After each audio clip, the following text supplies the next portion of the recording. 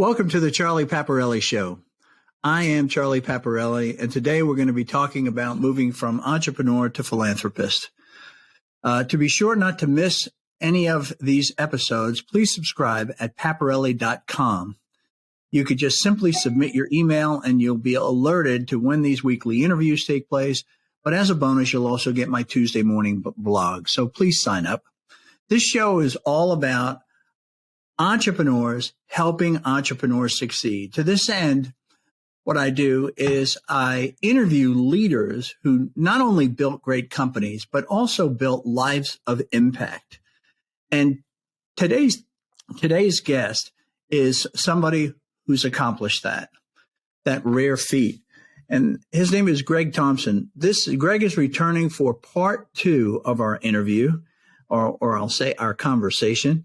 Greg is the founder of Tomco, a specialty commercial insurance brokerage. He built the business to a size that attracted private equity and actually continued to build the business through not only organic growth, but also through acquisition. He eventually sold to Markel, a private equity firm, as I said. Greg then accepted an executive position with Markel and served to help them build their business for 6 years after the acquisition. Greg is now a sought-after advisor sitting on for-profit and nonprofit boards. Welcome, Greg, and thanks for joining me and for sharing with my entrepreneur audience.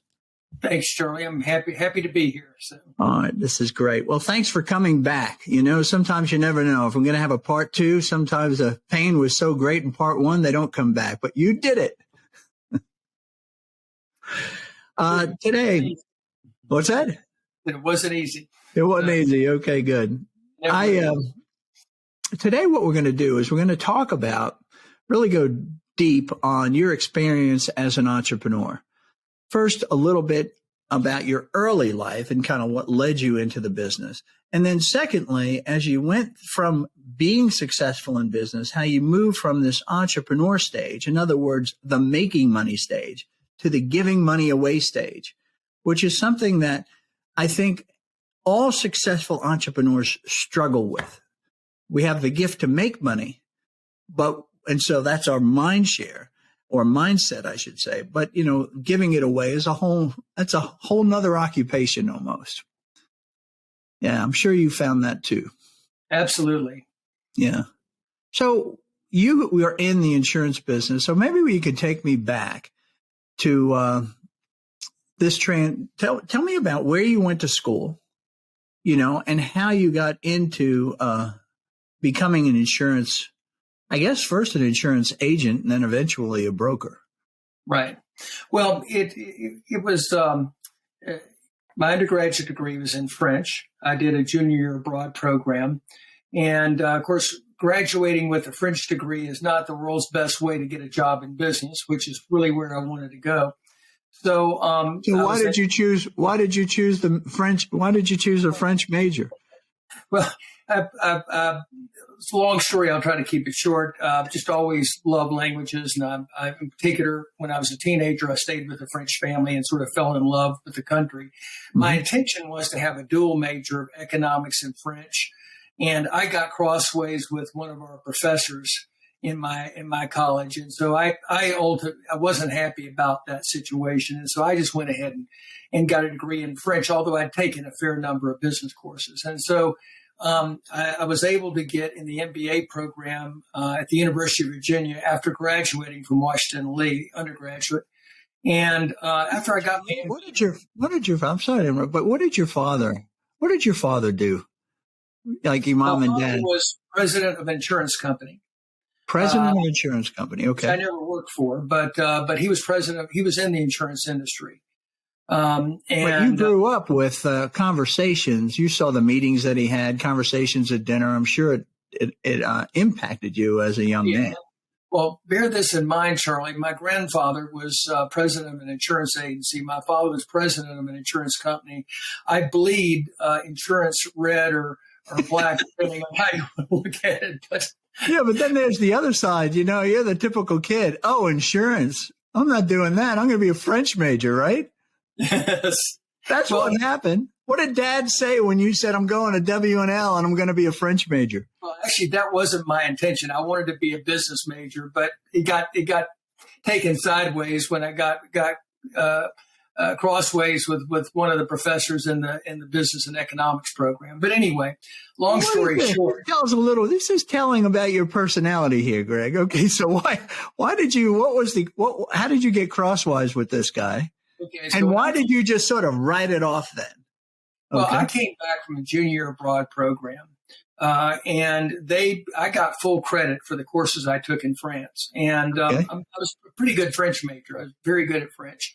Mm-hmm. And I got great grades over there, and it raised my GPA, not a lot, but some. And when I was a joint economics and French major, when my senior year, I had the highest GPA at the beginning of the year of any economics, anybody in the economics department. And it pissed off one professor in the economics department, and he gave me a D in a course that I should have had an A in. And really? It was just arbitrary like that? Arbitrary. And he actually mentioned it to other students. So I found out through a friend of mine that he told that was his intention. So I got extremely annoyed, and I said, well, the heck with it. The other courses I was going to have to take were his courses. And I knew he was going to either flunk me or give me a D. And so I said, this vengefulness was caused because you were a French major?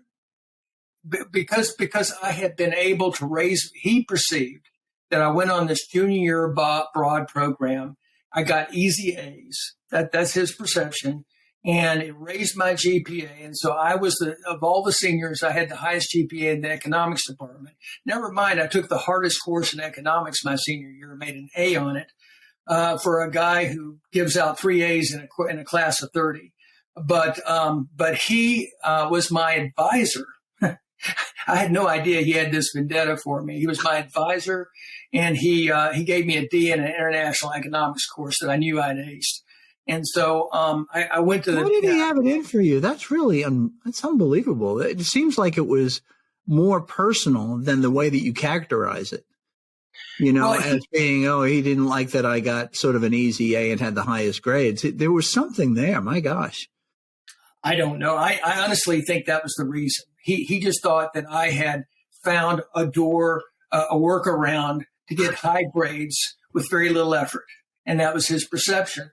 And wasn't true, but there's no way I was going to convince him differently. What was the lesson when all this came out? I'm sure you talked to him. What was the lesson that he was trying to teach you? I mean, he's your advisor. He's trying to help you be successful as you get through college and then later. I guess my attitude, Charlie, was he's a little man with a little bit of power that he was able to use, he thought, for the right reasons. And I asked him point blank, here's my test. What did I do wrong? And he couldn't explain anything to me. He just said, well, you just didn't understand the concept. The guy was my attitude was, I'm not going to let this little guy get me down, but I'm not going to take any more courses under him, knowing that he's going to do this to me. And I went to the head of the economics and business department, and he refused to intervene. And so anyway, I said, okay, I'm just going to. How did you deal? This is something that we all have to deal with at a young age, I believe. And that is these sort of, sometimes we encounter a gross injustice. And, how did you deal with that?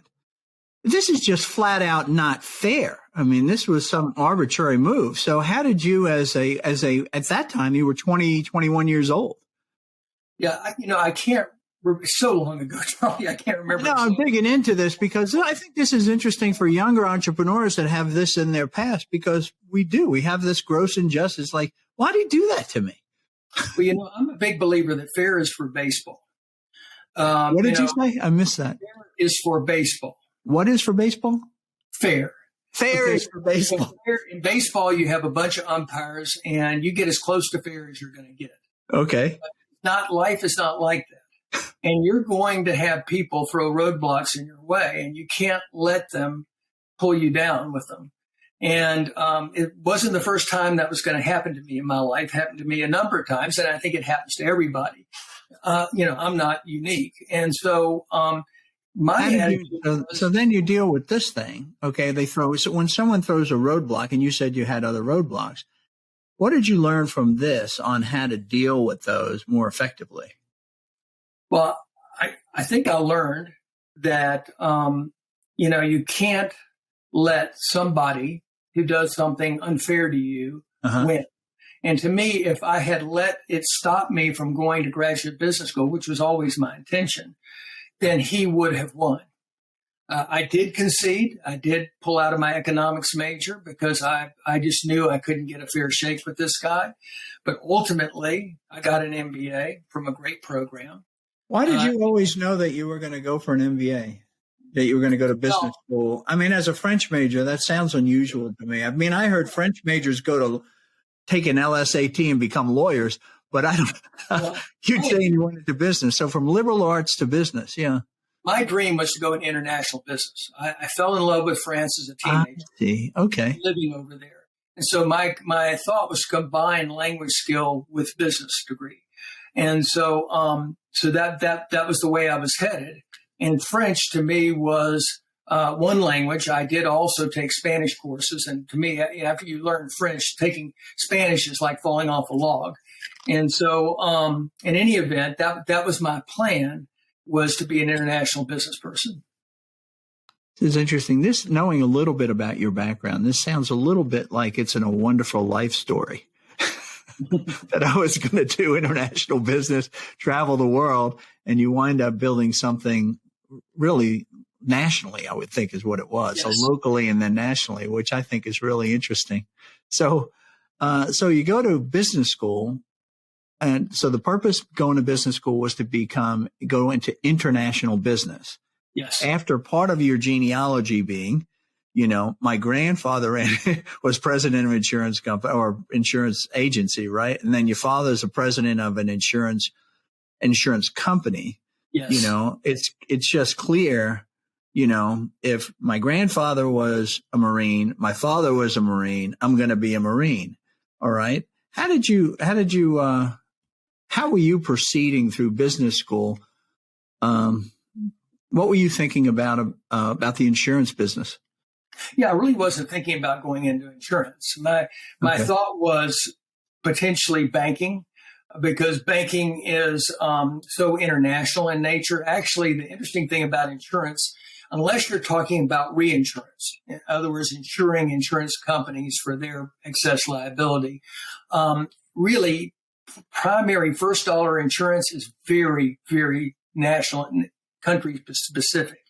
So the way insurance is done in the U.S. on property and casualty and the way it's done in France or Europe is very, very different. Mm-hmm. And so, and I already knew that. And so really I was thinking about really potentially banking as my venue towards international business. Okay. So you get through, I'm sure you did very well. Smart guy. You got past this roadblock that was thrown in front of you, this injustice. And you probably found some fairness in the MBA program at Virginia. So then you're getting out. What are you focused on at that point? I mean, you must be interviewing with people at that point. Well, here's the interesting thing. So I was one of the few people in my MBA program that went straight in from undergraduate. It was a Harvard Business School type program at UVA. We actually had some ex-Harvard Business School professors. And so it's case method.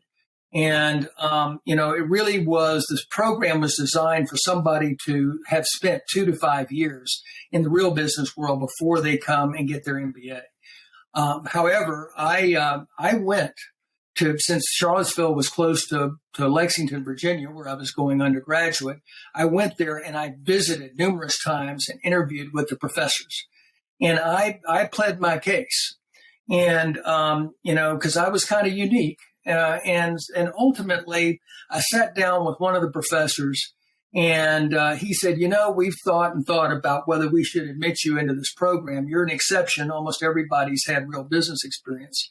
But we figure since you grew up in a family where your father was a CEO, that you probably know more about being a CEO and business leadership than most people do, and we're going to go ahead and admit you. Isn't that great? That's because that was the point that I was making, where you're sitting at a dinner table with your dad and you're hearing these kinds of conversations, the stuff that we learn, passively as children, because you were fortunate enough to have a father that was a CEO. A lot of people like myself, I didn't have that. So the dinner conversation had nothing to do with business. In fact, when I went to college, I didn't even know what business meant.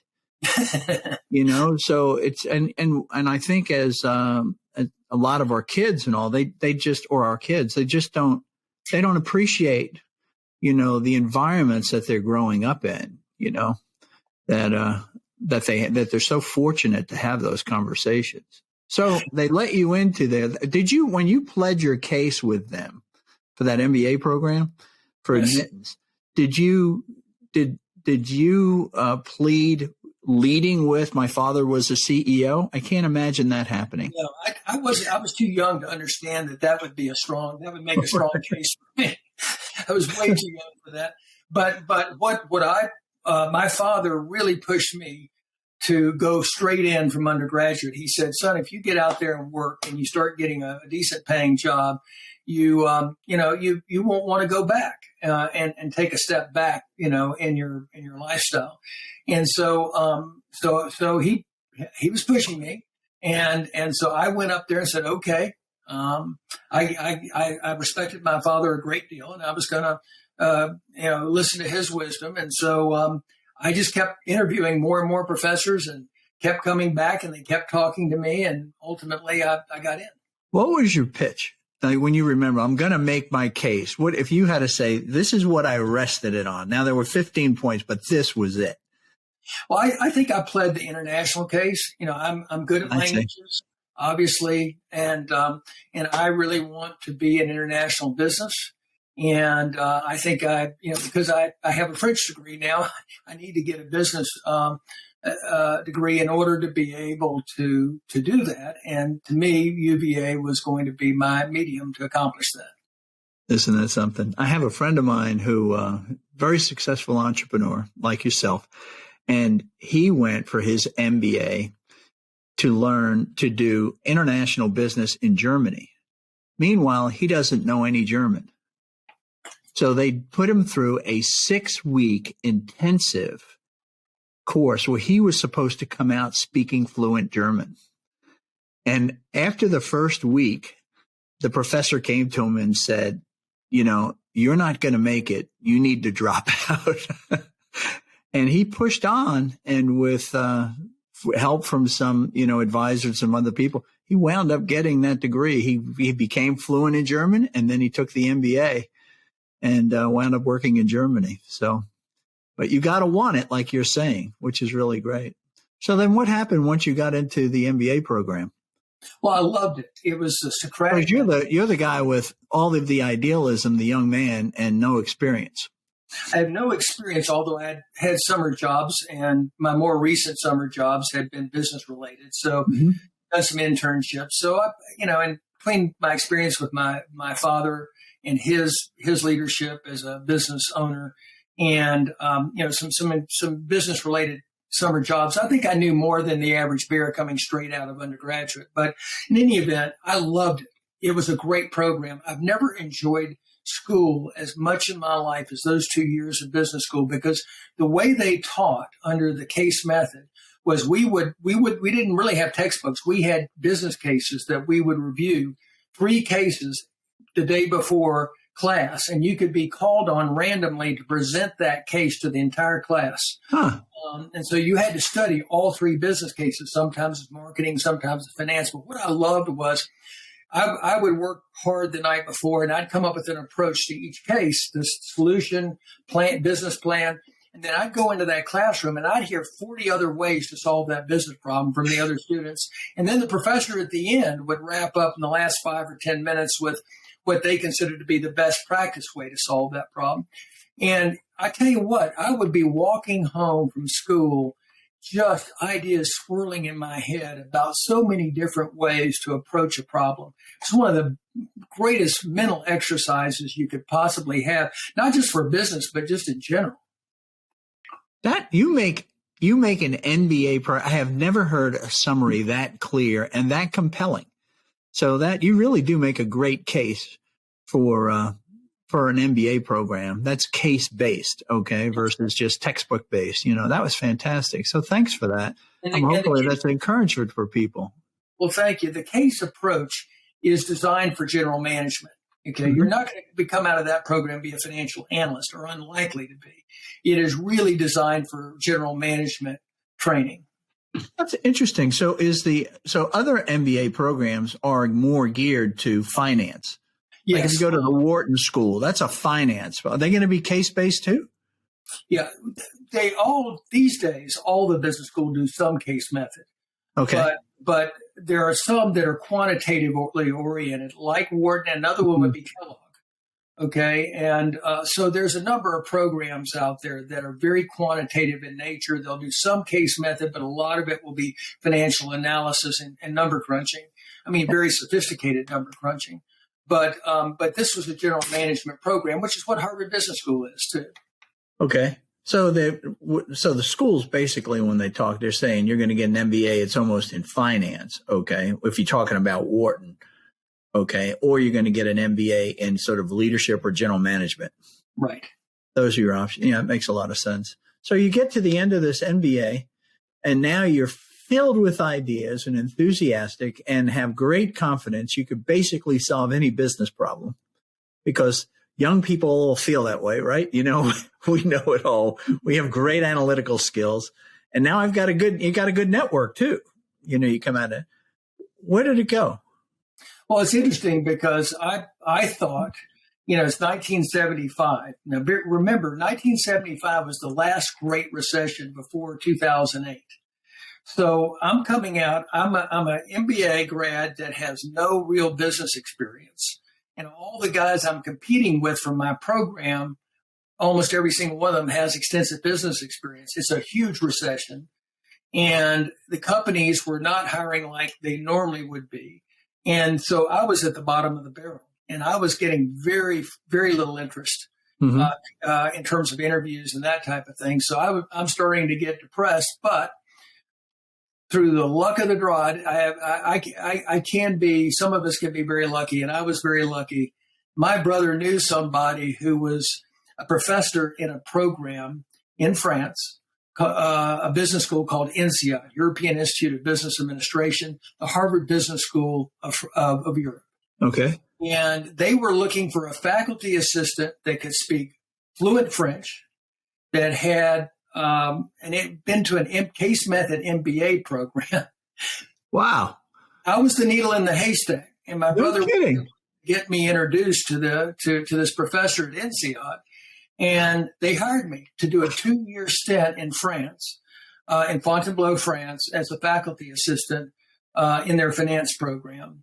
And so I ended up going to France. Now, what's interesting is, speaking of German, is that there were 3 official languages for INSEAD. There was English, which was the primary language, French was the secondary, and the tertiary was German. So I had to take, before I went over there, early in the summer, I had to take a Berlitz course to learn German. I had to have a working knowledge of German. I didn't have to be fluent. And then when I went there, they actually had classes for students and professors and faculty in German. And so I actually went to German classes for a year while I was there. So I actually, at that time, had a working knowledge of German as well as being fluent in French. That's pretty neat. So you went, but you also said that you had Spanish. Yeah, I had some Spanish. That wasn't really spoken widely at INSEAD, but I had some Spanish as well. That's true. It's fabulous. So you spend 2 years there now in an MBA program, but now as a faculty member. Did you get inspired to say, man, this is the life that I want? No, I basically took a look at that academic life, and I knew that I was way too ambitious to live in that world. I could have gone that route. I could have gotten a doctorate of business administration. I could have been a professor. I'm confident I could survived in that world. Were you married at the time? I wasn't married. I was You single. weren't. So single. So you had all your options open to you at that point. But you're sitting there. It's very difficult when you're sitting there in the midst of all that, given this opportunity. You could almost think, well, God must have orchestrated this, right?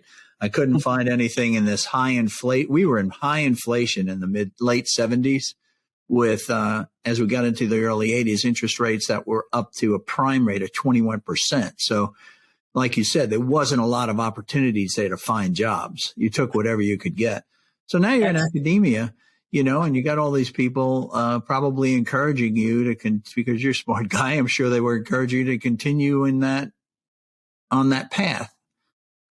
But why did you say I was more ambitious than that? Or, I've met some very ambitious professors within that, that profession, if you will, right? So why didn't it get to you? What was the ambition that couldn't be satisfied in academia? Well, that's a great question, Charlie. And it really came down to my father. My father basically overcame incredible problems building a business and building the insurance company. He took it over when it was virtually bankrupt and turned it into a first-class, small, but a very first-class insurance company. And he went through a lot to get there. And overcame incredible obstacles. And I really respected and adored my father. He was a great mentor. He was a great father, all the above. Huh. And so I really wanted to do sort of what he did. I wanted to be in the business world. I wanted to overcome the obstacles. There are obstacles in the academic world, of course. There are. And you can be somewhat ambitious in that world, but it's still a world of hypotheticals. I wanted to be in the real world like my dad, and I wanted to climb the kind of mountains that he had climbed. And he came in, you said your dad actually came in as an experienced general manager and did this turnaround on this insurance company? He did. He was 35 years old, and he was brought in to just basically to try to be a caretaker until the bank, which had a big loan to the company, sold the company. And at the end of the day, Mills Lane, who was the CEO and chairman of CNS Bank at the time, who had this big loan to my father's insurance company, called my father in his 30s and said, "Roy, I'm going to lend to you millions of dollars to buy this company.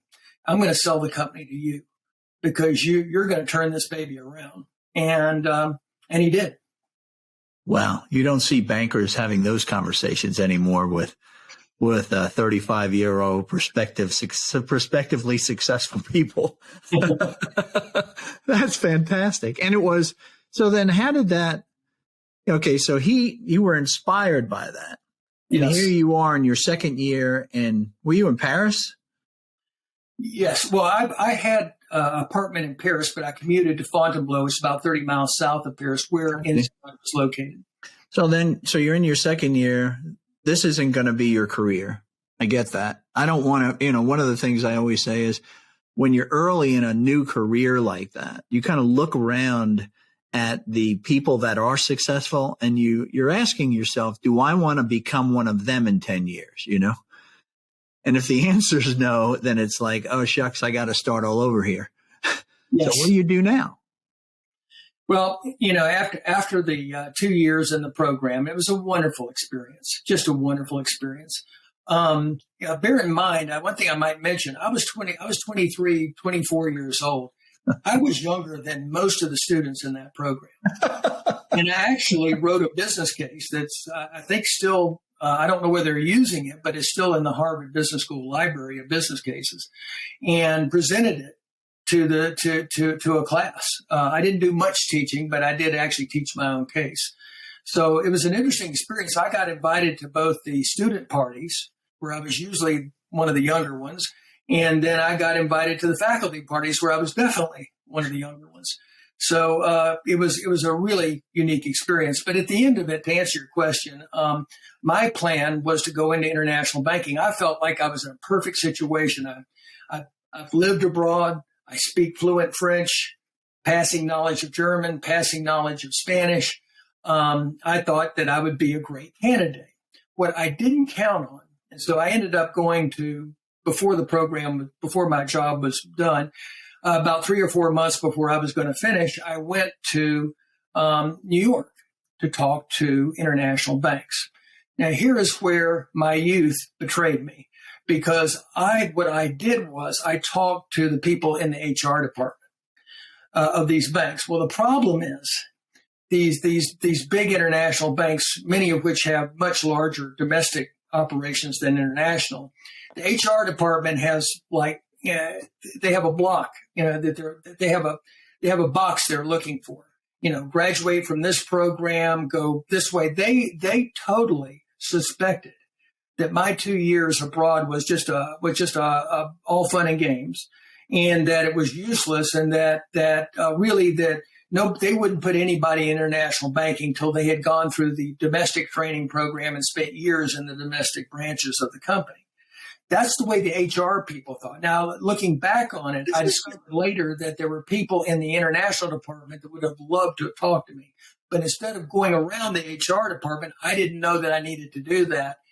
The bottom line is I got incredibly stonewalled by these HR departments because I didn't fit the box. I was a unique animal that didn't fit the box they were looking for. And so I actually interesting. This seems to be a replay of what happened with that economics professor. Again, they're thinking, oh, you were just there for 2 years for fun and games. You're not serious, right? Exactly. I don't know, maybe there was the clothes you were wearing or something that people are characterizing you this way. And you're a very serious guy, Greg. So then what happened? Well, I got very discouraged. I was astounded. I was expecting that they would be very interested. Now, I think in today's world, it wouldn't have been as difficult. People think differently now, but back then it was a much more narrow thinking. So anyway, through my father, I did have one interview with an insurance company, Marsh & McLennan, the insurance brokerage firm, the largest insurance brokerage firm in the world.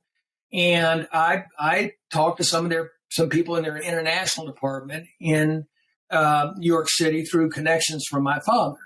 And they were delighted to offer me a job and to put me in their international department. So I ultimately, after I wrapped up in France, I came to New York City to live, and I worked for the international division of Marsh, a very small international division of Marsh & McLennan in New York City. So now one thing you didn't expect to happen. You're not in international banking, which is what you really wanted to do from the beginning of your MBA, or really into undergraduate. Now I'm like my dad. I'm in the insurance business. Exactly. Right. How did that sit? I mean, it's not like the insurance business was something strange to you. It wasn't a strange bedfellow. It was somebody it was a business. It was an industry you understood because of your father. Exactly. And so, I enjoyed it. I found it interesting. Also, there is in the city in New York City, there was something called the College of Insurance. And never heard of that. Was that I took insurance courses there because I wanted to get an insurance designation called the CPCU, Chartered Property and Casualty Underwriter. Mm-hmm. And so I took courses there. It turned out that all the professors were practitioners. And so that's where I started getting really interested in insurance, because the professors were fabulous. They had real world examples of what they were teaching in their courses. And so I did that at night, in addition to working during the day at Marsh & McLennan. And Marsh & McLennan, did their executives send you to this school? Did they say you need to do this? No, I did it. I did it on my own. Why? Because I wanted to I knew that this designation was highly respected in the insurance industry, the CPCU. I see. And I thought, okay, if I'm going down the insurance path, I didn't anticipate that. I'm going to get a CPCU because that will, further my credentials. And so I did it entirely on my own, and I ultimately got the designation. When did you know, just like you knew at some point, working as an academic, as a faculty member there, this isn't for me? When did you know that the insurance business was for you? That's a great question. Charlie, I think what it really boiled down to is that I guess even at that early age, I'm a believer that life moves you in certain directions. Mm-hmm. Somehow it just seemed to be moving me to insurance. It wasn't the path that I had planned, but I wasn't so fixated that international banking or internet, I'm like, I want to find the path that will allow me to do some interesting and amazing things, allow me to build something, allow me to be a leader in a field. And it just seemed like my life path was moving me to insurance. And I went to these courses at night, and I really enjoyed them. Now, the funny thing is, the job itself, I was a bit disappointed in because it turns out it's a small international department and there was no training program. Now, for Marsh & McLennan Domestic had a huge training program, but the international department had none. And so a lot of the guys were on commission and they didn't have a whole lot of incentive to mentor me. So I helped them some, and I got involved in some business, but they really didn't give me much responsibility. And I got to the point where I was tired of not having any responsibility and was getting a bit frustrated. They were treating you almost like a college intern. Exactly. That's a great way. So to get us coffee, right? Or why don't you take that garbage out or do whatever? I should go organize this file. So things like that. So I got frustrated and I went to my boss. Were you did they give you a salary or were you 100% commission? No, I was salary. Oh, you were. And then what was your role then when they hired you? Well, I was to be an international insurance broker in training, I guess. I see. Okay. And, I was hired by some pretty high up guys, and but I was down in one of the small departments, and so I was kind of separated from the people who hired me. I think their vision for me was a little different than the people I actually worked with, who were nice people. They had their own axe to grind on making commission. You're on commission. Anytime you're not spending time with, on your deal, right? Well, you're spending with somewhere else. You're not going to get commission for that work, but it's a nice thing to do. So I complained to the higher ups and they moved me into another department. It was a little bit more interesting. I got to do some more interesting things and some unique projects, but still, I just didn't feel like I had the level of responsibility. My attitude was, give me some responsibility, and if I screw up, fire me. But just give me some responsibility. I want to take, I want to be out there doing something, and I want to be learning. And I feel like to learn, you really need to be pushed. So anyway, my father knew of my frustration, and he had just sold recently his insurance company. He was staying on as chairman. And he said, he contacted me one day. He says, I want to start another business. I want you to run it. And so that was a huge decision for me because I'd had this dream all along of being this international business person living abroad, potentially marrying a foreign lady. I had to have these exotic ideas of what my life was going to look like. And so I had to make a decision. And ultimately what I came down with was, first of all, I loved my dad and respected him, and to work for him would be an honor. But most of all, he was giving me an opportunity to be an entrepreneur and to start a business from scratch. And that ultimately was the attraction for me. And I made the decision. Really, we use the word entrepreneur, but he was giving you that opportunity. One, you knew, I could tell from all of the stories that you tell, you were a leader and you knew you were a leader. You didn't have anybody to lead for a while, okay, which is the way it is, when we're in school. But it's not just entrepreneur, but you had this sort of idea saying, I love business and I want to be a general manager. Exactly. That was big for you. And he gave you that opportunity. But it's a wonderful life story. Just as you described it, you are Jimmy Stewart there, having taken over the old, what was it? Savings and loan. Yes. That story, there are some parallels there. They really are. So you're in New York City. He recruits you. And how long did it take for you to kind of come around to say, do I want to work with my dad? Because that's another decision. I want to strike out, make my own way, right? Now my dad's offering me this. What was that like? Tell me about that. It was attractive in the sense that he wasn't going to run it, and he never ran it from day one. I basically ran the business because it was building it from scratch. Basically, we had nothing to start with because we were creating an insurance brokerage firm, and my father was chairman of an insurance company. He was going to continue in that role. Okay. He was chairman of the firm that we created, and he was my advisor and a great advisor at that. And also, he was the man with the money because we couldn't have started without his money. But I knew I was going to be fairly independent, and that he would advise me and help me, but I was going to have to build this thing myself, and that was an attractive part of it. Yeah, that's what you were actually looking for. But what was the conversation about? He said, "I'm going to start another insurance agency," right? Right. All right. What was the conversation between you guys about, well, what's it going to be about? And, what's the mission of this thing? What are we trying to achieve here? Why do you want to start another one? You already got a job. Tell me a little bit about what your father had in mind and how his vision, in effect, captured you, or how you might actually have come to a shared vision for the business, you see? Well, yeah. Talk to that.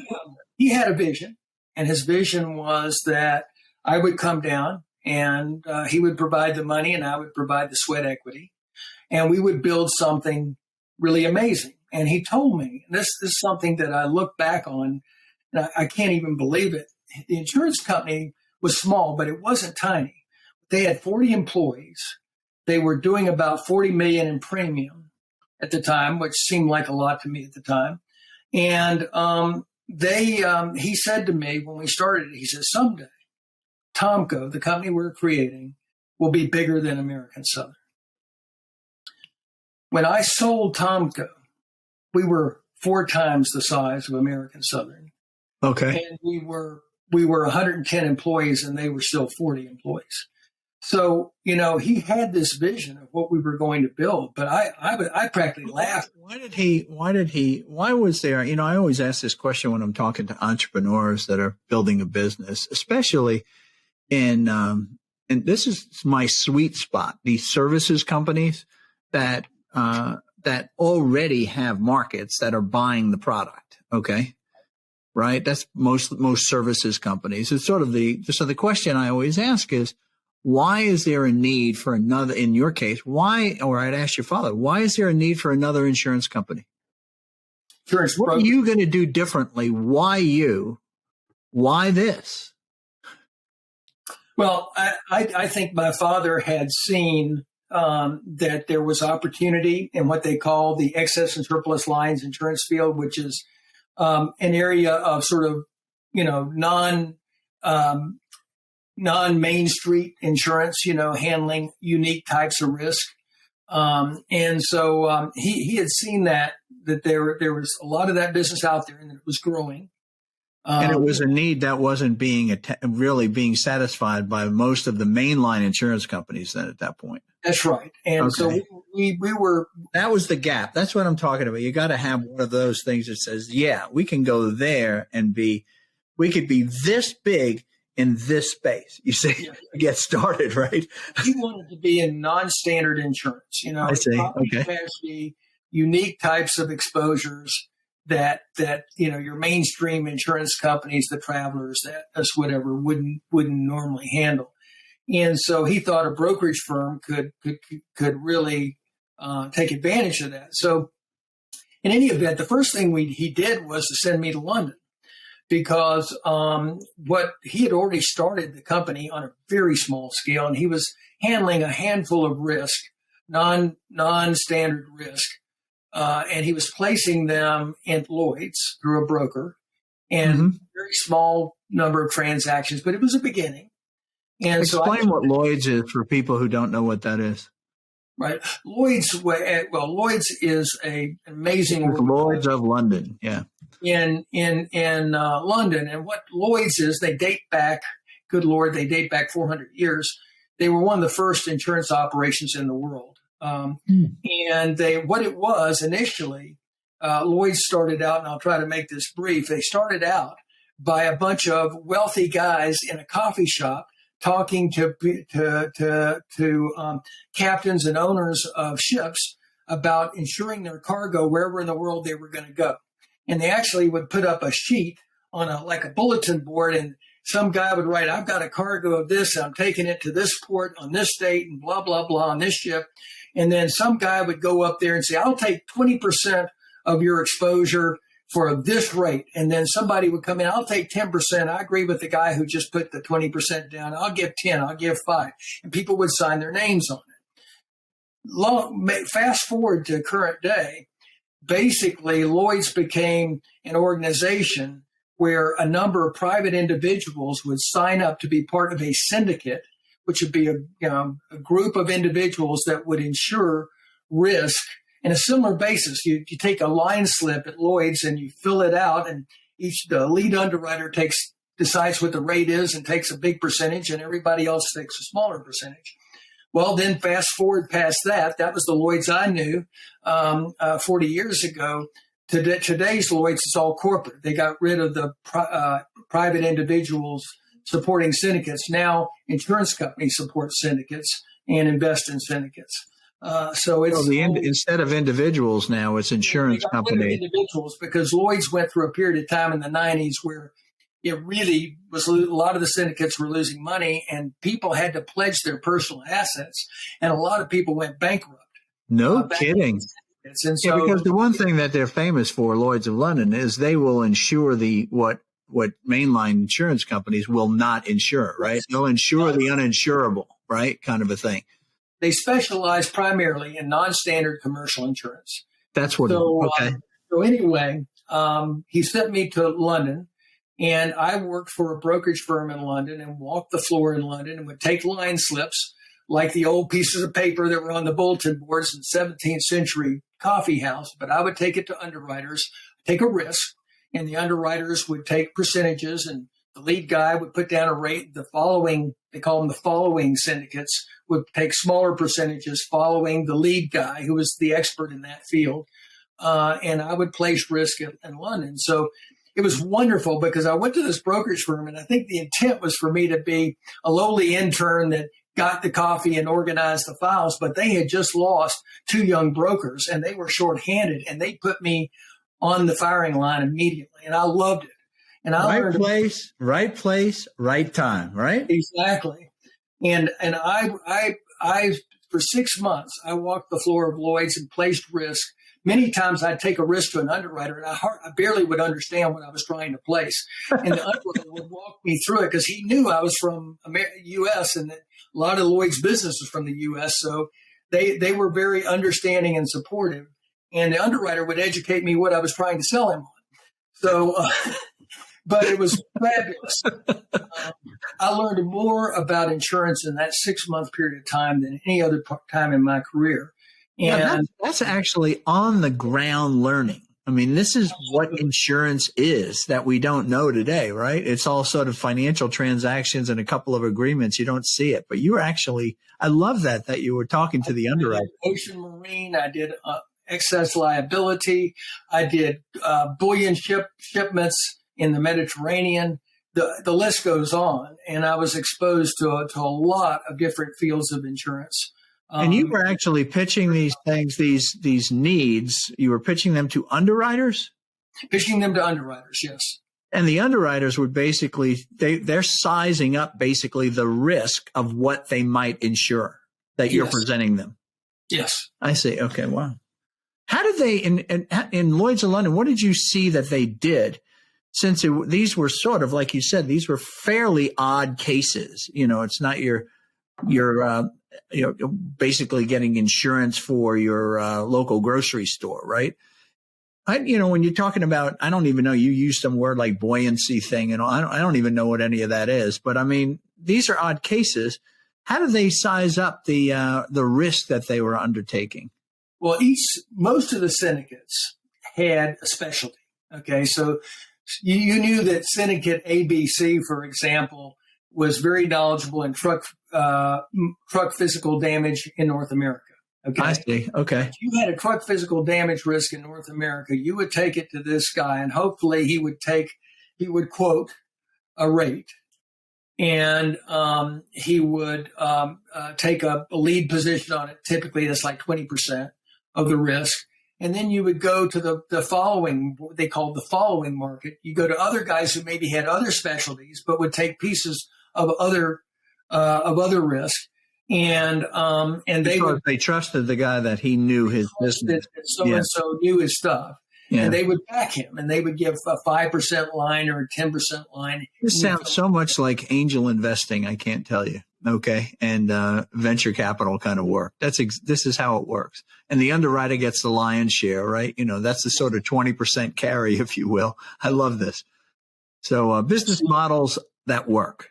Go ahead. It's a model that was working at the time, and it was great. I learned so much. There was a famous underwriter there, very interesting guy who was called Goldfinger. Was Ian Posgate, but his nickname was Goldfinger because what Ian did that nobody else did at Lloyd's, he broke a lot of rules, a lot of unspoken rules. And one of the things that he would do if he liked a risk, he would take 50% of it. Now, the thing is, if he liked it, it was probably a pretty good risk. But what that meant was that you got this great risk, and you want to take care of the underwriters that have supported you as a broker. And so now you only got 50% more you can place of this good risk. You'd like to have 80% so you can take some good stuff to your guys so that when you've got that somewhat shady risk that you've got to place, they agree to go on it because you've taken care of them on something they really want. So, it was a lot of give and take and building relationships as a broker with the underwriters. But Ian would sometimes he'd take an 80% line. And then what you could do is you could go out and place 150% of the risk and you'd sign him down 50%. But he'd get pissed off if you did that, and you couldn't piss him off because he was such an important lead in that marketplace. So there was some What was his specialty market? Sorry? What was Goldfinger's specialty market? Well, cargo. I believe one of the key areas that he did cargo. The one story in particular I remember was that gold bullion shipment in the Mediterranean, nice risk, and that he took a very large line on and created problems for us in terms of not having enough room to place to spread it around the markets who had taken care of us over the years. So it was a big challenge. So he was not did the industry see Goldfinger as someone who's successful, but sort of greedy in a sense, and that he didn't play the game. He didn't play well with others, in effect. It was a very interesting two-edged sword, Charlie, because he had huge capacity. In other words, he had a very large syndicate with a lot of capital behind it. He could take risk that some other people couldn't take. And so you had to have it. And he was a love-hate guy. I see. You couldn't afford to annoy him too much. Yeah. But at the same time, you couldn't afford to annoy your other markets. So it was a challenge. So what did you, as a young man, what did you learn from him as one of the icons in the industry at that time? Well, I learned that through size, you obtain leverage. Okay. And when I was building my company, one of the things that it became very obvious to me is that I had to go pedal to the metal to get to a certain size so I could have leverage with insurance companies. Why did you, when your father, he entices you to come down from New York to help him start this company, the first thing he does is have you work for another company? That's pretty odd. Okay. So, because you're ready to go. Let's start this company, Dad. Let's make it happen. And now I want you to work for Charlie over here in London. Right. Well, the reason was Lloyd's at that time, and still to a certain extent is, maybe not to the same degree, but at that time was really the leader in non-standard commercial insurance. I see. And you really had to he wanted me to have a knowledge of how Lloyd's operated because he believed that we were, at least, based on the business plan we had in place, we were going to be using them quite a bit. And he wanted me to be able to understand that market by going over there and working in it for a period of time. That is really brilliant. And what was your thought? This is a good idea, or don't worry, I could pick it up here. I don't need to go over there. Well, no. I mean, I've always loved living abroad, traveling internationally, even to this day. My wife and I travel quite a bit internationally. And so I thought it was a great opportunity. I was very excited about it. I think that was brilliant of your dad. One of the things I see with entrepreneurs today, if you get somebody who comes out of an industry and is going to create a company to serve that industry, well, they know it. So they know the secret sauce. They know they have the network, they have everything. And I often say to them, look, this might be something they should consider, which is don't start the company yet. Go work for somebody so you really start building your network and understand the industry better while you're getting paid. Okay. Right. And then come back out and start your company. Because now you got some leverage points, because there's no quick way to learn this stuff, and time is money. Yes. If I have to take 3 years to learn it and build that network while I'm building a company, you're going to burn a lot of cash. That's true.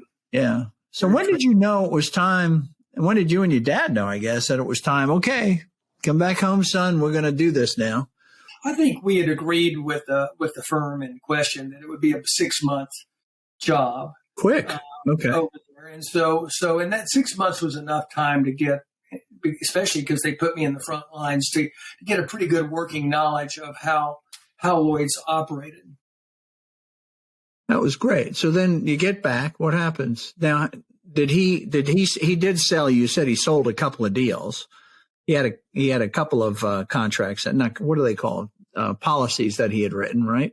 Yeah, through Lloyd's, primarily through Lloyd's, and through a network of people that he knew, some insurance agents, retail insurance. We call them retail insurance agents. That's guys who hang out a shingle on the street. Has sent him business that he had placed at Lloyd's for them. And so we continue with Lloyd's, but we how big was it when you came back? How big was the business that you wound up then running? Oh my gosh, we were maybe on an annualized basis, maybe $200,000 in premium, very small, very small. And $200,000 in premium would wind up with net revenue of what? $8,000 didn't begin to cover $20,000. My salary. It didn't really cover my salary.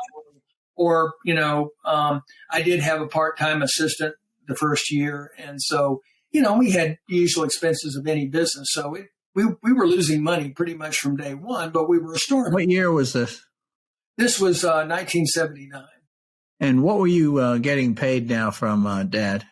$20,000, I believe, was my salary. So you were taking the total revenue line when you came on. But I love that. I was not a profit center. What were you getting paid when you were over in London? I forget what they paid me, but my father supplemented it, so it came out to $20,000. Oh, so that was sort of. And what were you getting paid in New York? New York, I was about what I was being paid in New York was about $20,000. All right, so that was the living wage for Greg Thompson at the time, $20,000 a year. Yes. I love that.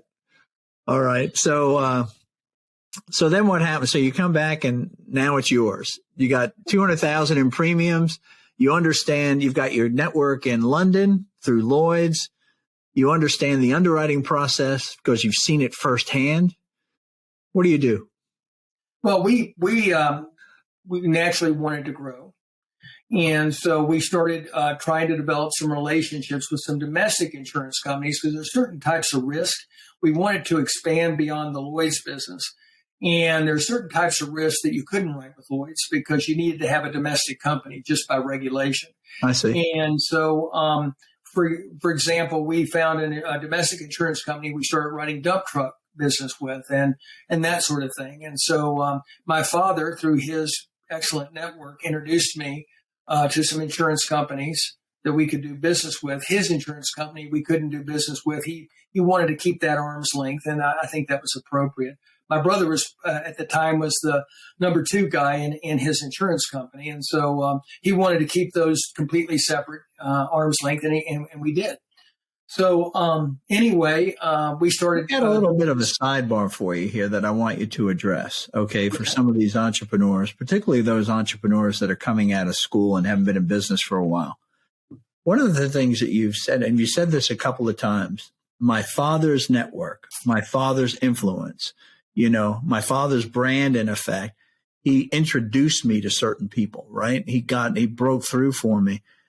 a lot of times what I find is that young people, they don't know that their father has that. Right. They don't use the leverage of their father, particularly in business. Okay. What would you say to those younger people coming out of college on how to use their dad and all of the network that he has? Right. Well, it's a great point, Charlie. I think whether it's your father or not, I think it's important to have mentors and mentors that help you network in the industry. And it doesn't have to be a blood relation, as it was in my case.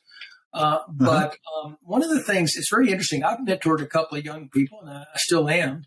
And one of the interesting things I find is that many of them don't seem to understand the power of networking. A few do, but many don't. And a lot of it comes from this electronic world we're in, where we text and everything's written communication on a computer, and they don't understand the human element. And so networking is so powerful. So what do you tell them?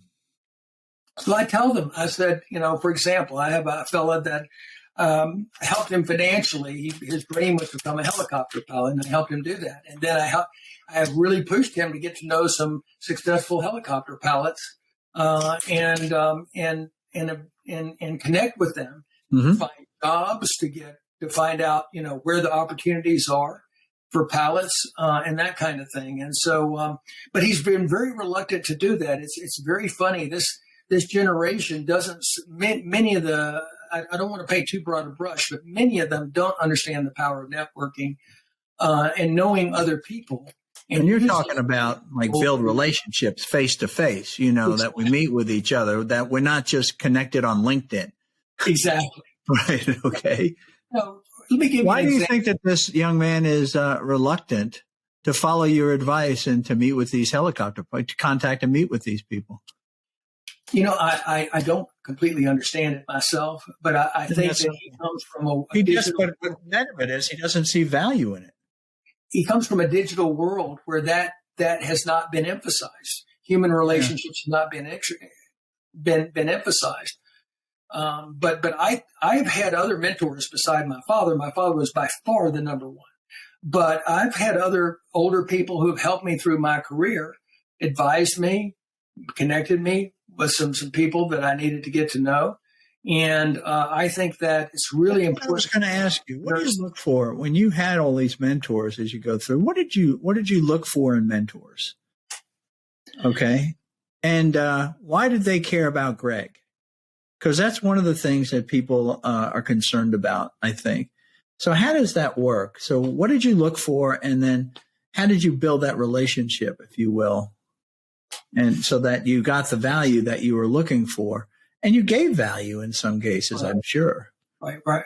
That's a great question, Charlie. I'm not sure I've got a great answer, but I think part of it was that, to my credit, I don't mean to blow my own horn, but I'm a curious guy.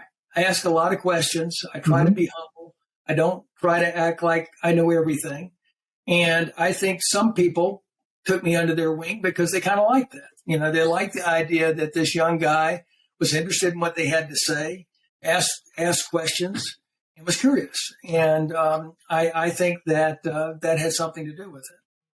Yeah, I think that when I think back on answering that same question that I asked, it's what potential mentors are looking for. I think this is something that I look for now as a mentor, is somebody who's working really hard to be successful. And they're doing all the things necessary to become successful. And yet they come to me and they say, I need help. Could you help me? You see, but it's not like I'm doing nothing. And I say, help me, be my mentor. Well, what have you done? Well, I want to be an academic, or I want to be an entrepreneur. I want to be, what have you done so far? Well, really nothing. That's why I need your help. Well, we're not cold start people here. So here you are, you had a lot going on and you're asking people for their help. And they saw that this is a guy that's going to make it. He's got everything that it takes, curious, hardworking, not afraid to go back for education to get the required degrees, has a pretty good network, yeah, I'd like to help this guy, right? I think that's it. I really do. Yeah, I think that's a lot of it. All right. So you have, I got us off track because it's an important piece is mentorship with a lot of these entrepreneurs. What was the steps that you took then to build this business? Well, I was doing everything. I was typing policies.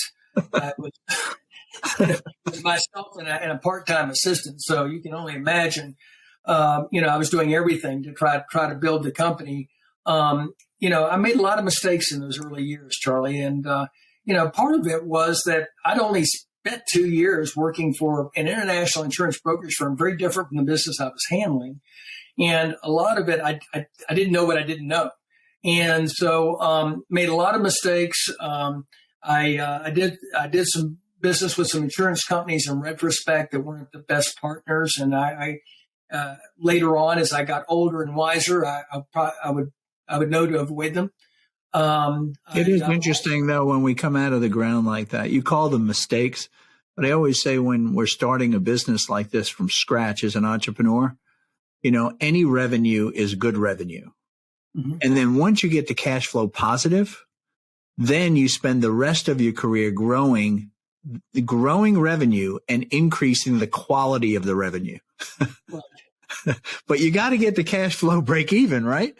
Great point. Yeah. And so, I guess you're making a good argument that, you can't be too picky in the beginning when you're trying to build something. The other thing was that I was very conscious of the fact that for early years, I was losing money most of those years. First 10 years, we lost money most years. And I was very conscious of the fact that I was costing my father money because he kept putting money in the company. At the end of the day, the total he put into the company was $400,000, which was a fraction of what we sold the company for. But I thought it was big money at the time. Well, at the time, that was $400,000 at the time was big money. I'm sure that's equivalent of $2 million. And today, if you will, right? I mean, that's serious. That's serious family money. All right. It seemed very big at the time, and I knew how hard he'd worked for that money. And so I tried to be careful about how much we paid people. Well, what happened? Of course, we hired some people that weren't so great because I was penny pinching on the money. And so I ended up with a lot of employees over the years where I ended up doing their jobs for them in many cases because they were either underqualified or not motivated or both. So what would you have done differently looking back in those early years with regard to the quality employees? I would have hired fewer people, better quality. Okay. Yeah. It is important, I think, hire A players, which cost money, right. But fewer A players can get the work done of, 3 to 4, B and C players. It took me a long time, to your point, to learn that paying 15% more could sometimes mean 50% more productivity. How about that? Those are some pretty important numbers. Yes. So you're working. You are you're a chief cook and bottle washer here with employees. Yes. And so I made a lot of bad decisions on hiring, and I was a young guy. I didn't know how to hire. I didn't know what to look for. I didn't know what questions to ask in an interview. I didn't have great intuition because I didn't have experience. As I got older and older and further down the line, after being burned many times, I would get pretty good instincts about people on an interview, and I could learn pretty quickly whether they were a good fit for our organization or not. Who was the first mentor? Because you're talking about you've got a lot of things you didn't know because you didn't have the experience, right? You made some mistakes and you realize, I don't know what I'm doing. And if I keep doing this, I'm going to keep making mistakes because I'm not quite sure what the right thing to do is. So that probably moved you to thinking about calling somebody and getting some mentorship.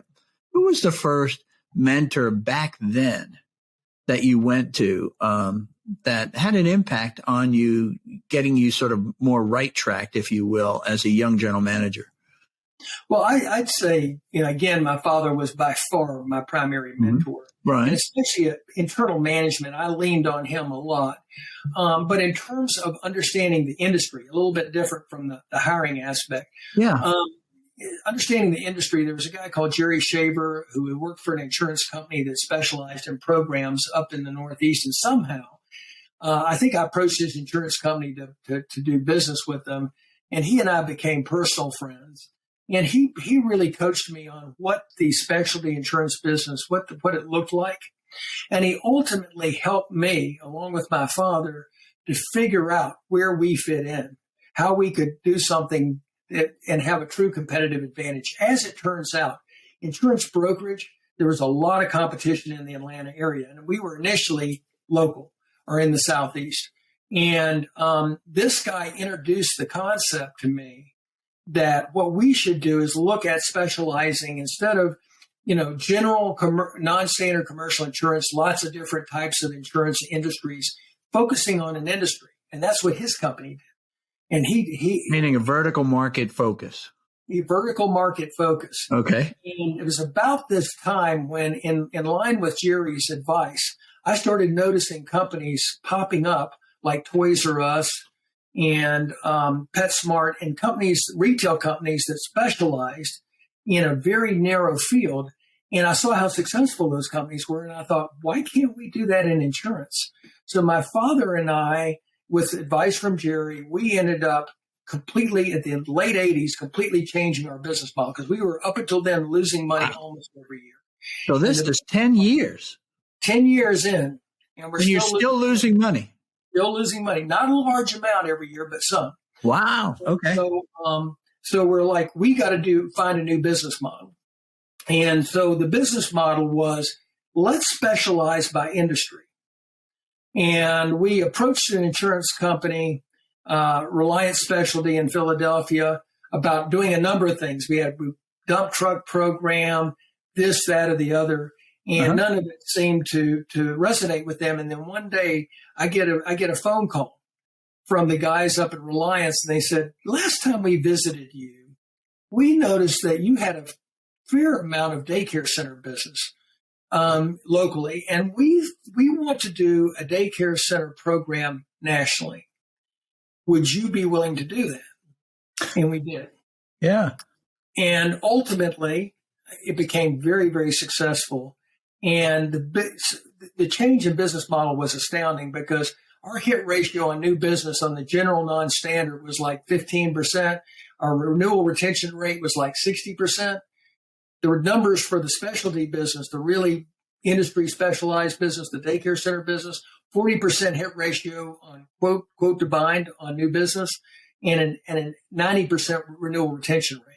Well, it doesn't take a rocket scientist to figure out that's a heck of a better business model because you're getting a lot more business for the amount of work you're doing. What would you have said? And here you are coming back from, again, London, okay, dealing with Lloyd's of London. If I would have said, look, you need to focus, and one place to focus could be in daycare centers. What would you take yourself back to that point? What would you have said to me on a vertical market focus? It took you 10 years to be open to, it's a good idea. I would have thought that was a strange area to get into because at that time, and we're talking now, 1970s. What's that just the focus, though? That idea of don't sell generalized insurance. I want you to sell this, whatever this is. Just focus on one of these verticals. What would have been your reaction, you think? I don't know, but I think I would have reacted, gee, that's an awfully narrow field. Right. And of course, in that moment in time, daycare centers were not as big as they were 10 years later. Yeah. But, I just thought, I would have thought that's kind of a strange thing to do. Why daycare centers? But the why is that in the late, a huge phenomenon happened in the 1980s, and that was the two-career family. Mm-hmm. And that caused a huge boom in daycare centers. And it did, so by the late 80s, when Reliance approached us about doing daycare centers were booming because of the two-career family. Women were working. Many more women were working. And so we benefited going into daycare centers. We benefited from specializing, yes, and it was a great product that the company offered us. But in addition, we benefited because we were in a growing field that was growing by leaps and bounds because of the change in the women workforce. The demographics of the country. Exactly. The way, not the demographics, but the sociology of the country, the way the social systems were. What about, why did Reliance need you? I mean, Reliance is an insurance company, and they've got a lot of brokerage firms and agents, I'm sure, that they had out there. Why did they need you? Why couldn't they just push the program through their existing network? Great question. And Reliance had a division of Reliance called Reliance Specialty that did business with brokers like us that specialized. Mm-hmm. I think what it is, and it's turned out to be really the case, insurance companies are great at assessing risk and managing their capital. They are terrible entrepreneurs. And so the mentality of an insurance company doesn't fit well with entrepreneurship. They needed an entrepreneur to go out there and build this book of business in this field, not the mentality of insurance company staff or management. And so, and they perceive— entrepreneurs don't go to work for insurance companies. They don't survive very long in an insurance company unless it's a very small insurance company. Yeah. So in any event, they perceived that the way to do this was with somebody who had some expertise. Mm-hmm. And we did. One of our largest books of business, we had a lot of different kinds of business, but one of the largest books we had was daycare centers that we did in Georgia, Alabama, Tennessee. And they said, why don't you take what you know here and let's build it into a national program? And we did. And it was very successful. And then it was so successful. It's one thing for them to come to a channel partner like yourself. Did they help you in any way to expand that business? What role did did Reliance play in all that? Well, they helped us with a great product. So in that day and time, there were a lot of there were a lot of brokers that were placing the general liability of the daycare center with company B. Then company C, they placed the auto. And then company D, they would place some other aspect of it. And it was a hodgepodge. With Reliance, they came in and offered a product, one policy, auto, general liability, property, everything combined under one package. It's a much better product and easier for the agents. Yeah, you just want to deal with one insurance vendor. You don't want to deal with four, right? Yeah. Right. However, they insisted in the beginning that we use their agency base, which was a disaster because their agents handled large premium accounts. And most of the daycare centers were 5, 10, 15,000 in premium. They didn't want to fool with that. So the first year out of the gate, we hardly wrote any business because we're dealing with their darn agents. And we knew that they weren't the right agents for us. And we finally persuaded them to let us go out and appoint. Tell me what that year was like. Huh? Tell me what that year was like. You know, here's one of the, I'm bringing this up and I want to go a little deeper on this because I talk to entrepreneurs and they say, oh, well, there's this channel out there and we're just going to put this product in the channel. And man, it's just going to be unbelievable because it's a great product. And I always make the comment, you don't understand, the channel is making a living. Okay. They already sell something. How are you going to get their mind share, right? Or their time to sell what you're going to sell? And it never, on paper, on a spreadsheet, it looks good. In real life, it never works. And you're running right into that. So tell me, just share some of that experience on where you finally came to that, come to Jesus meeting with the insurance company and said, look, this isn't going to work.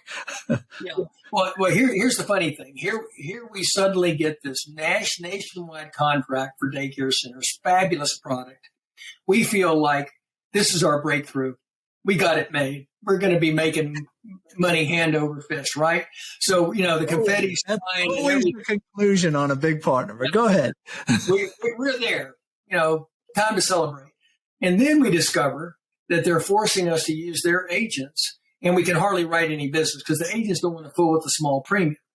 And so we got on our hands and knees and said, guys, the first year that we were out of the gate, we lost money. We lost more money that year than we'd done in any of the previous years because we hire more underwriters. We staff up to handle all this business and we can't get it in the door.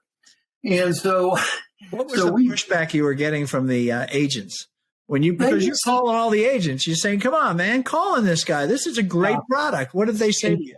They go out and solicit a few accounts and realize the commission on these accounts is way below what their minimum is.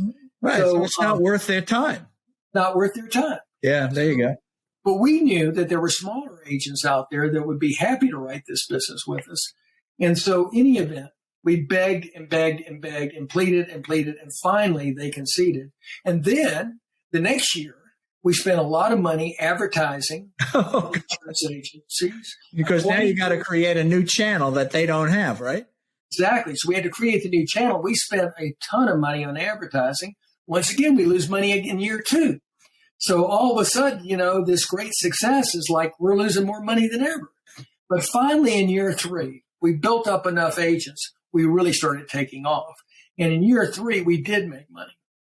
And it made a huge difference. And we took off from there. And really, we started growing so fast in that field that I ended up jettisoning our miscellaneous business. I ended up selling it to somebody else or giving it away and saying, we're going to become experts in this area. We're not going to be distracted by this miscellaneous general business. Right. We're not going to have a little piece of a lot of things. We're going to have a huge piece of one thing. Exactly. Yeah.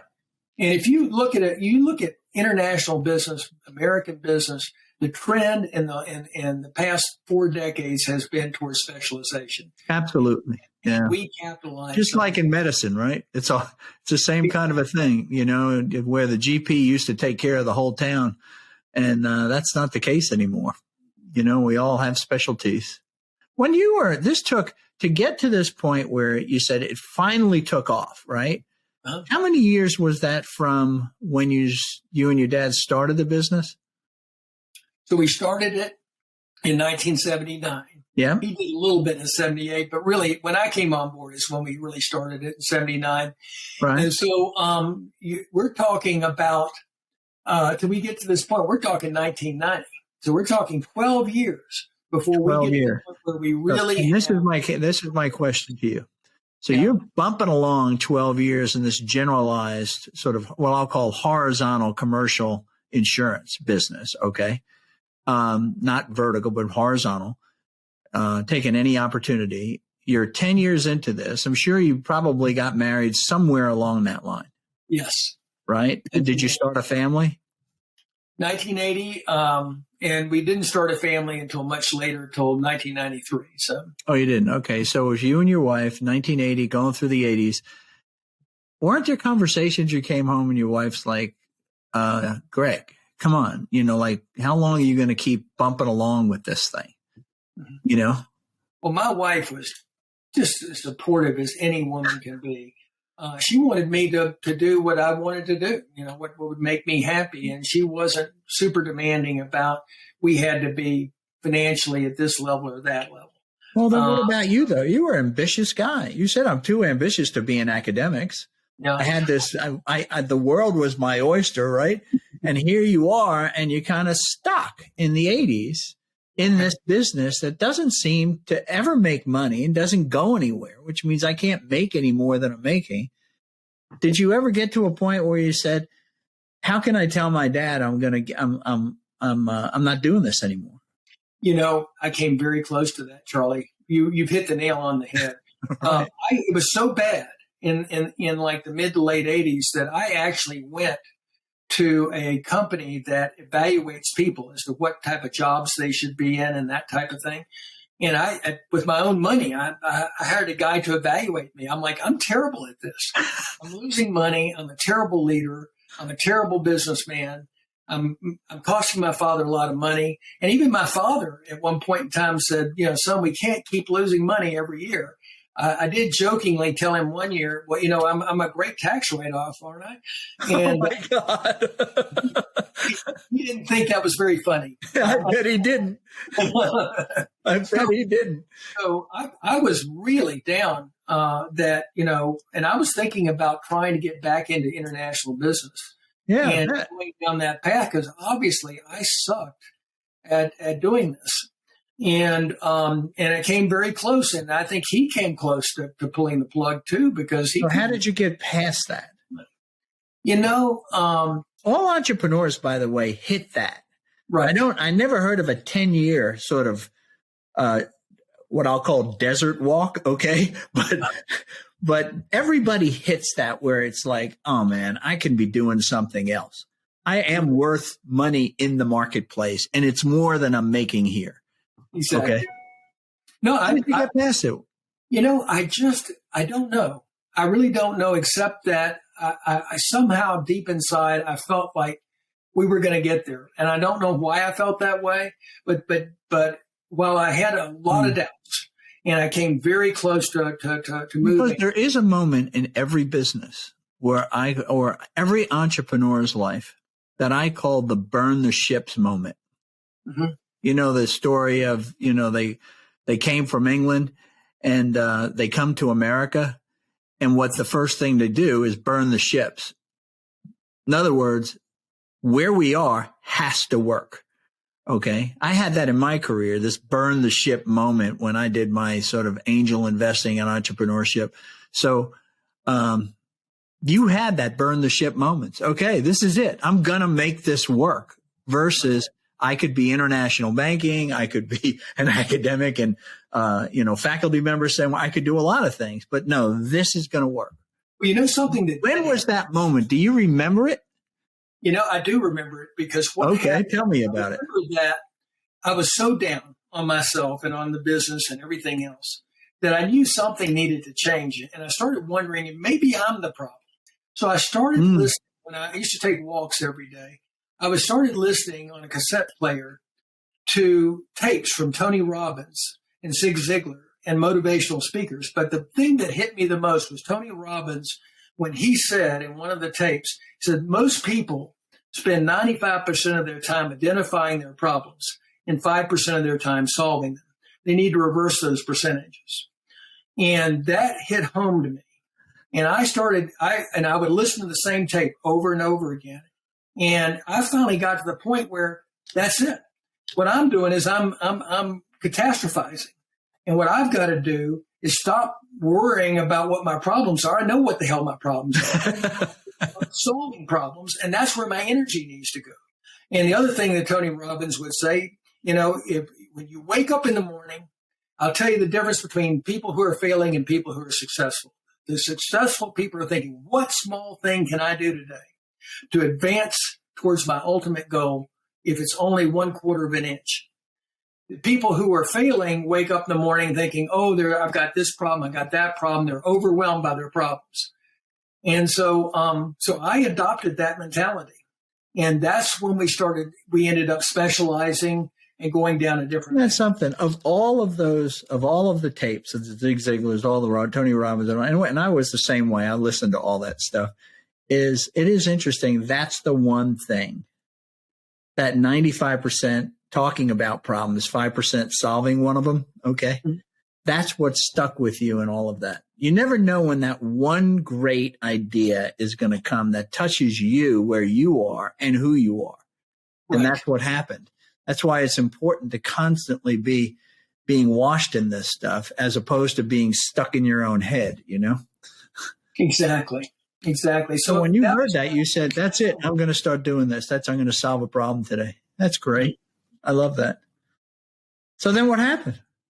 Well, we ultimately, we really took off. We took off in daycare centers. And then I said, okay, what really helped us with daycare centers, in addition to a good product, was the fact that the two-career family, what other business is going to benefit from the two-career family? And I started looking around and I thought, how about senior living? Great question, by the way. That's a great question, because what you're saying is this is the basis for the growth. Right out there in the marketplace. And now you're saying is, how can I extend from that? Where can I go? I love that. So I'm thinking, what's the next thing? I look at senior living. I look at the fact that if both of the kids, young people, are working and the parent is at home, when they get to a certain point, who's going to remind them to take their meds? Who's going to dress them, who's going to, help them take a bath, etc. Well, nobody's there during the week. Sorry. Sorry about that. Home health care, senior living facilities, residential facilities. To me, that area was going to benefit hugely from the two-career family. And so I went to a senior living conference out of the blue, and I paid for a cocktail party for all the heads of the state associations for this National Senior Living Association. And I started networking in that industry. And I started learning about it. And we ultimately got an insurance company to back us, and we became a specialist in senior living. And that took off and was successful. And that was early 90s too, like mid 90s?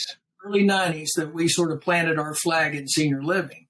Was it hard to get to a new market like senior living? A lot of times there's a struggle. You're really good in one market, and then you try to extend to another market, and it all looks good, but you never really get out of the ground with it. Did that take a while too to get that up and running? It took a little while, but it didn't take as long as daycare centers, because we already had understood how to distribute a specialty product and how to build it. And so we were a little bit smarter than we were when we started with the daycare centers. And so the period of time to ramp up was not as great. A couple of years, but we got there pretty quickly. So we're doing well in senior living. And then we had an underwriter come help us. A guy who worked for us came to help us as an underwriter. We hired him. Turned out he had an expertise in pest control operators. So we said, hey, why don't we get pest control operators? That's an area there aren't a lot of insurance companies insuring them, and this guy already knew a fair amount about it. So but that's different than what you identified happening in the market, which is the two-income families.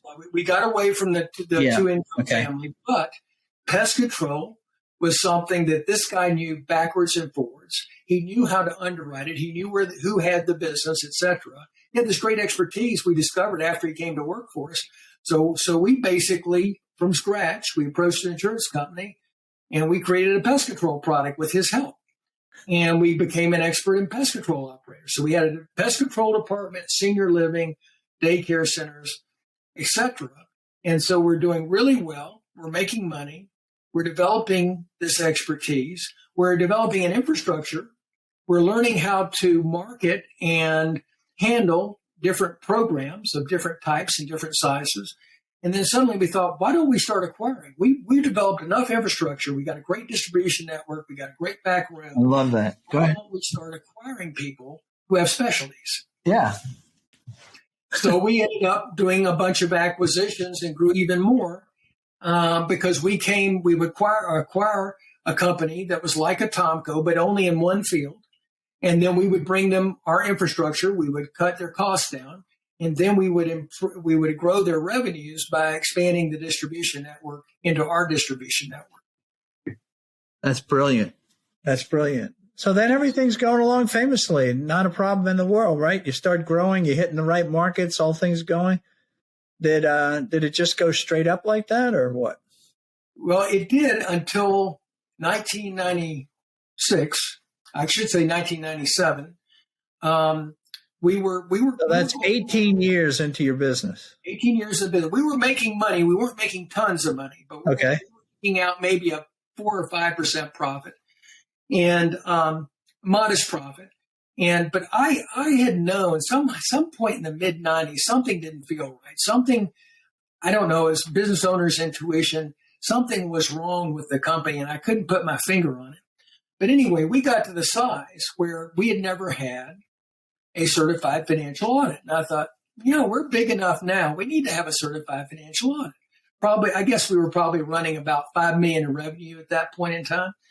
And so anyway, I hired the CPA firm that specialized in our type of business. And they came back and they ran an audit on the company, and the numbers weren't that different from what our accountant had been producing. There were a few tweaks and whatnot, but I looked at the numbers. Now, here's the embarrassing thing. I'm an MBA, and I had very carefully looked at our income statement every month, bottom line revenue. Guess what I wasn't looking at? I wasn't looking at our balance sheet because, a balance sheet for an insurance brokerage is normally not that important, right? So I look at our balance sheet that he had produced, but I paid $10,000 for this certified financial audit. I was going to look at the balance sheet. Our cash balance was almost zero. Well, in our business, we collect premiums 2 months before we have to pay them to the insurance company. So at any given point in time, we should have millions of dollars that we're holding in a fiduciary capacity for our insurance companies. I'm like, why is our cash balance so low? So I called the CPA. I said, hey, buddy, I noticed that our cash balance is almost zero. I said, let me explain how we collect premiums and how we pay them. I would have thought he would have known it, being a specialist in this area. And he said, well, I was hoping he was going to say, oh, Greg, you missed this or that or the other. Instead, I never wanted to be in my life to be wrong, but I really wanted to be wrong on this one. Yeah, right. No, you're right. I can't argue with your point. You should have millions of dollars in cash. Well, ultimately, what it turned out was our accounting manager had been with us for 8 years, and this guy had not really done his work, really, as a CPA. And he had just assumed that, the cash balances were what they should be because this guy had been working for us for so long, and he hadn't really delved into it or done the testing he should have done. And our accounting manager, ultimately, it turns out, had been stealing from us. And so we were embezzled. We thought we had $300,000 in capital and surplus. As it ultimately turned out, we were negative $1.8 million in capital and surplus. We were completely insolvent. And on top of that, I had signed a personal guarantee to the insurance companies that we were holding this money in escrow for. So they had the right to take my house, my car, everything that I owned. They had the legal right to do that in order to get their money. So, needless to say, Charlie, this was a tough moment in my life. And I had to come home one day from work and tell my wife that because I wasn't paying attention, despite my business training, because I wasn't paying attention to our balance sheet, that we were going to lose everything we owned. And that we were not only going to be corporately insolvent, we were going to be personally bankrupt. And my wife, to her credit, took one look at me, put her arms around me, and said, as long as we're together, we'll be fine. As long as we're together, we'll be fine. Oh, my God. And I got to tell you, that was an incredible moment in my life because I realized in that split second that all that really mattered, really at the end of the day, is not the money, it's family and having people that love you and that you love them. And as long as you have that, you've got everything the world has to offer. And I realized that in that split second. And from then on, combined with the mentality I'd gotten from Mr. Tony Robbins, we dug out of that mess. And I tell you what, it's a miracle. And I tell you, there's no way to explain it as to how we did it. I can explain it to you, but it's a God thing. Well, there is one thing you did, I'm sure. The steps that you took. What were the major steps that you took? The first step you took was to go home, having assessed the situation. You went home and you told your wife. Mm-hmm. Okay, now she's with you. The next step now you go back to the office. The next step you take is? Well, we had fired our accountant. When we fired him, we didn't know for sure that he was stealing, but we had found the smoke. We hadn't found the fire just yet, but we found the smoke, and that there were some things going on, some things he had done that were. Did you wind up suing him?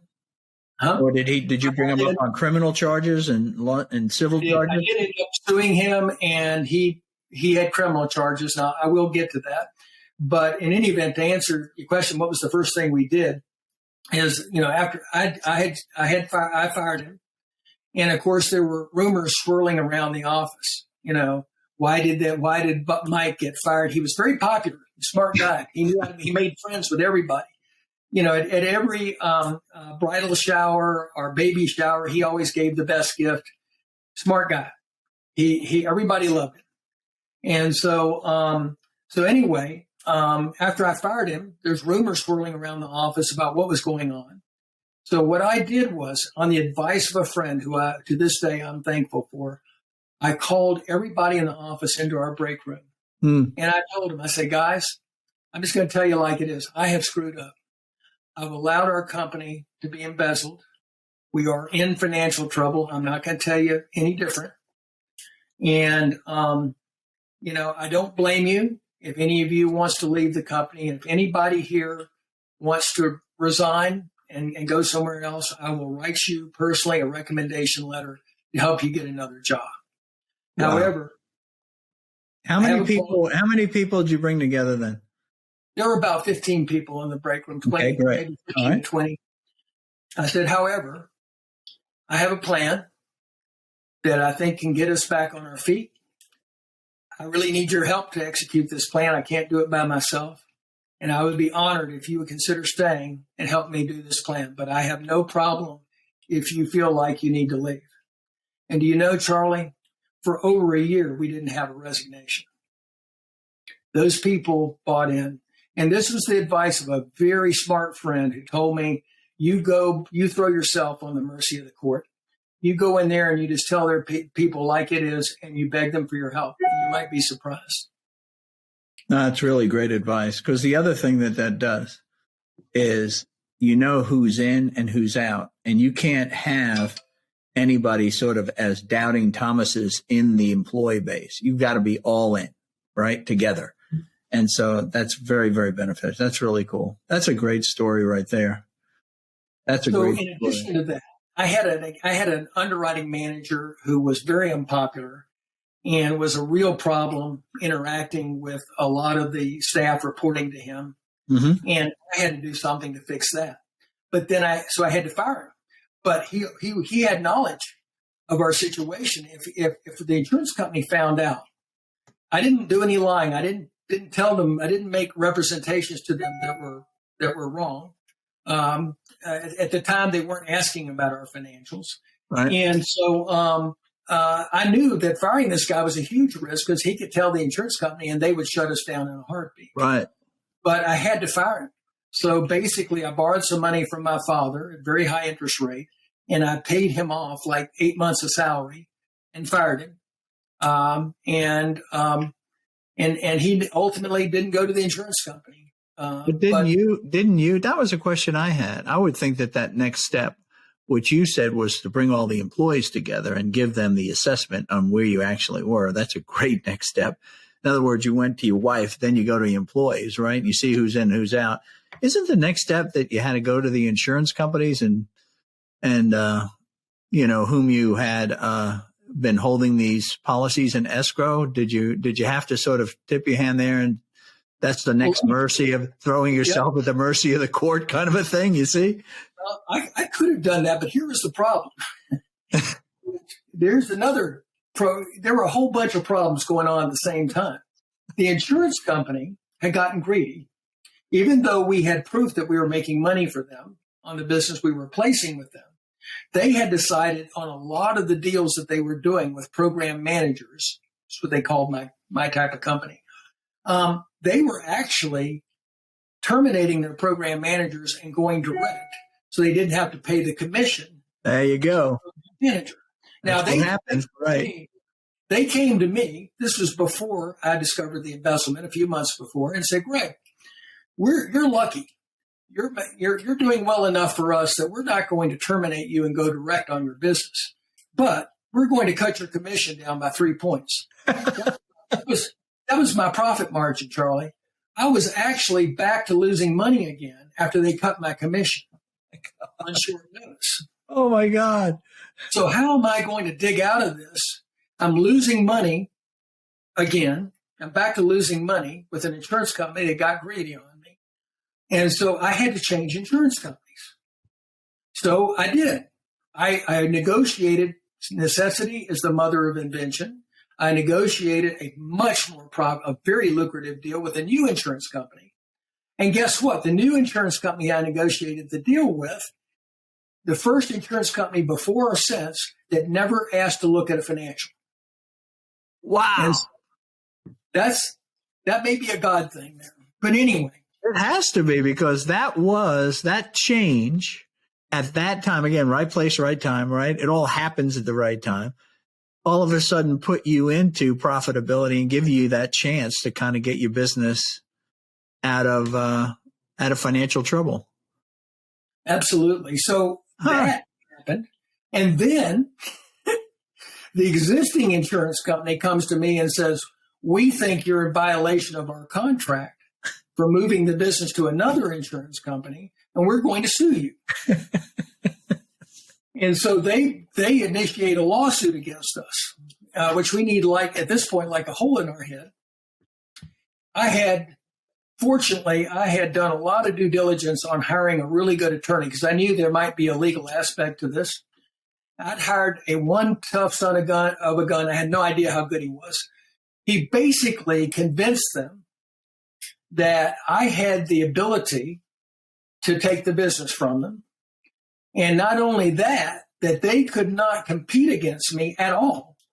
He turned it on them. I love it. And he convinced them of this. I don't think the contract really said that, but he convinced them of it to the point that they owed me some money for some profit sharing that they had been refusing to pay, because they kept saying, oh, the loss ratio is this high. And all the data said it wasn't. He convinced them to pay me $750,000 for the right to compete against me, not take my business, but just to put out a shingle and say daycare centers. And so I agreed to that, which we believe, he and I both believed they had the right to do anyway. And I got $750,000 there, then and there. And they ended up going after my business. And guess what? Very little of the business moved. The agents really liked working with us, and very few of the agents, even with offers of additional commission than what we were paying them, stayed with us. That's really a testament there. So that turned it all around. Those two things. That's an amazing story, Greg. Within 18 months, we were back solvent again. And also, as part of this, I hired a new CFO, a great compliment to me. He ended up becoming our COO, and he was. I interviewed him. I put him through almost 20 interviews. I had people working with me. They interviewed him. My father interviewed him. My older brother interviewed him. I mean, I went to dinner with him. My wife has great instincts about it. Parish priest interviewed him. You had the bishop interview him. You had everybody involved. Nuts, but ultimately I hired this guy, and he was the perfect complement to me. I'm great at certain things. I'm a great visionary. I'm great with customers. I'm great with the insurance company relationships, but managing people day to day, not my strong suit. And he came in and provided the piece, the internal piece that I didn't have. And together we built an incredible company. Our profit margins before we sold were way beyond industry norms. And we had satisfied employees, very happy employees. And we created a company. And I really believe, Charlie, the best thing that ever happened to me was that embezzlement, because I found out about what's really important in life, my family. I was able to build an incredible company I wouldn't have been able to build without that experience, because it made me humble, made me realize a huge part of the problem was me, and I had to change. And my people developed confidence, because we got out of that hole. My people had confidence that we could build a great company, and it was just amazing what we were able to do. What were your premiums, gross premiums, when you found out you were being, like at that audit, when you found out you're actually being embezzled? Okay. And what were your gross premiums when you sold? What year did you sell? 16, 17? I sold 2012. You sold in 12. Okay. So that's and I think the embezzlement you said happened, what, 97? 97. We discovered it in 97. It had been happening for 8 years. Okay. So this is 15 years later. So in that 15 years, what happened to the business, especially pulling in the CFO who became your COO, who became basically your partner and right-hand man, in effect? We were about 40 million in premium when we discovered the embezzlement in 97. We were 175 million in premium when we sold the company in 2012. Wow. So more than fourfold increase. Yes. From what looked like financial devastation for the business and for you personally. Yes. That's quite a turnaround right there. But so you learned family's most important. What else did you learn? Tell me. Family's most important. I can't do it all. I have weaknesses. I have blind spots. I needed somebody to compliment me who was strong where I was weak, and I was and I was strong where they were weak. And I found that in my COO. And I learned that people are everything. You can't do it alone. Your people are essential to your success. I became very focused on employee morale after that. I spent a lot more time out on the floor talking to my people, not just about business, but about their personal lives. I became much more accessible as a boss. And I became a much better communicator with my staff so that they felt like they had ownership in the company, because we had pretty robust profit sharing all the way down through the organization. So I learned so many things. The best thing that ever happened to me was that embezzlement. It's crazy, but it's true. Yeah, it's amazing when we get into trouble like that, when we hit rock bottom, in effect, is we start rebuilding based on our values, or what our values should have been. Right. You see, and you certainly did that. So that was certainly the grace of God. The way that I always say that the timing of this, there's a verse in Ecclesiastes that I always speak to entrepreneurs about. And basically what it says is, Solomon, the wisest man in the world, says, sometimes the fastest runner doesn't always win the race. And the smartest person sometimes goes hungry. Okay. What I've learned in my life is it's all about being in the right place at the right time, which is God authored, right? I mean, how can all of those things you talked about, how did all of those sort of fall in place? It was pretty amazing, the way you tell your story. And I'm grateful to God for my experience through this whole thing, because it made me a better person, made me a more humble person. And it also made me determined that I was going to pay God back for the bounty, perhaps undeserved bounty, that I received. And that has informed my philanthropy from day one. How did you, just to tie up the business here, and again, we're at the end of our time here.